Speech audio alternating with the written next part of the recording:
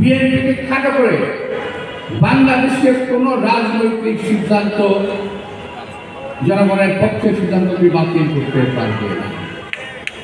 BNP কথা বলে 17 বছর কথা বলেছে জনগণের জন্য। বিএনপি 17 বছর রাজপথে লড়াই করেছে, বিএনপির অনেক রক্ত ঝরেছে, বিএনপির নেতাকর্মীরা জেল খেলেছে। এখানে এমন এক নেতাকর্মী নাই যারা জেলে যায় না। এইটা কারো অঙ্গুলি হেরণে চলে যাওয়ার বিষয় না।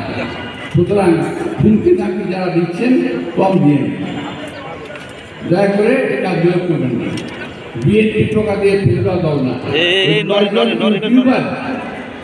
আর কয়েকজন ঢাকায় বসে বসে সেদিন তো দেশকে ফেরত আসতেন, অনেকে বলছিলেন দেশে আসবেন না, এখন দেশে আসছেন আর সে নতুন মুক্তিযুদ্ধে আসছেন।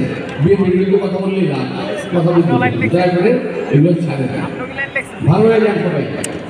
আমার দল এবং দলের বাইরে যারা আছেন বিএনপি গণসংখ্যা থেকে লাগছেন তাদের সবাইকে বলবো দয়া করে, আমার বক্তব্য খারাপ হয়েছে তাদের কাছে জন্য আমি দুঃখ প্রকাশ করছি, ক্ষমা প্রার্থনা করবো।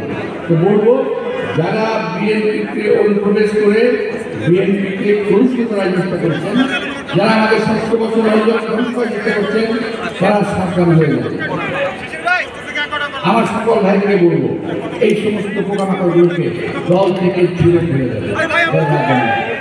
সবাইকে ধন্যবাদ। খোদা হাফেজ। আল্লাহ হাফেজ।